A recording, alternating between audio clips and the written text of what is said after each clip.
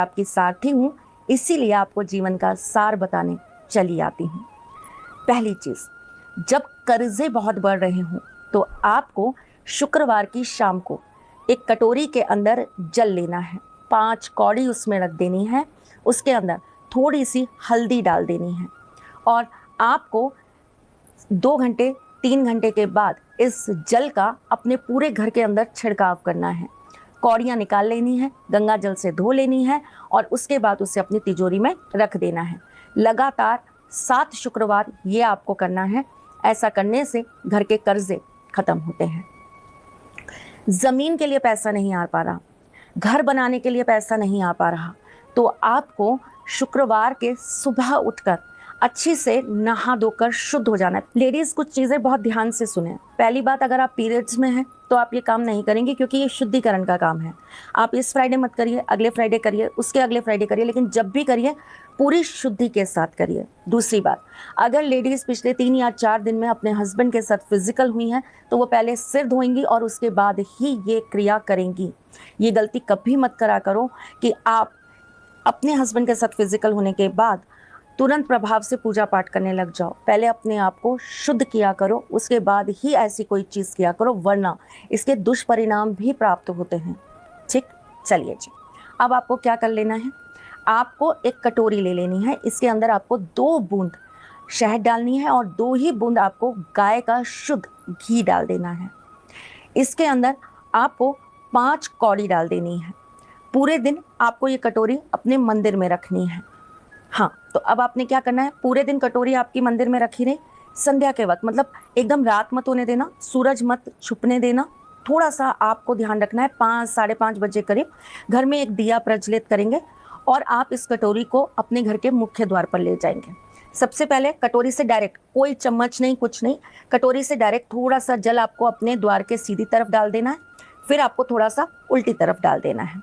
अब कटोरी के अंदर जल बचा लेना, अंदर आ जाना, कौड़ियाँ नहीं गिरनी चाहिए, इस बात का ध्यान रखना। अंदर प्रवेश करना, अपने घर के प्रत्येक सदस्य के सिर पर इसी जल से आप जो है तिलक कर देना। उसके बाद कौड़ियों को निकालकर शुद्ध कर लेना। गंगा जल है तो गंगा जल से धो लीजिएगा। इसके ऊपर रोली लगाइए, चावल रखिए, हल्दी का थोड़ा सा आप इसके ऊपर छिड़काव करिए, लाल कपड़ा लीजिए, महालक्ष्मी के मंत्र का 108 बार जाप करिए। उसके बाद अपने घर की आरती करिए। तत्पश्चात इस पोटली को अपनी तिजोरी में स्थापित कर लीजिए। माँ से अपने मन की मनोकामना बोल दीजिए। आपको घर बनाना है, आपको ज़मीन खरीदनी है, उसके लिए पैसों का अगर आपका इंतज़ाम नहीं हो पा रहा है तो माँ के सामने आपको ये बोल देना है कि मैं घर बनाना चाहती हूँ या बनाना चाहता हूँ, मेरा जल्दी से घर बन जाए, उसके लिए आप हमें आशीर्वाद दीजिए।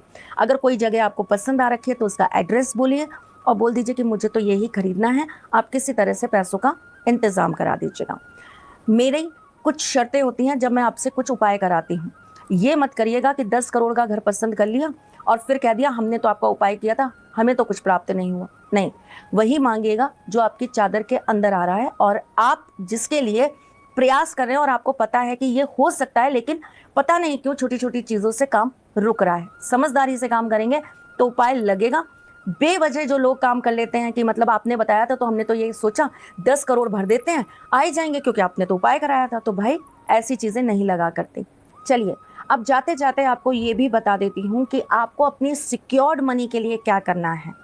आपको एक भोजपत्र लेना है, उसके अंदर आपको एक गोमती चक्र रखना है, उसके ऊपर आपको हल्दी और कुमकुम लगा देना है।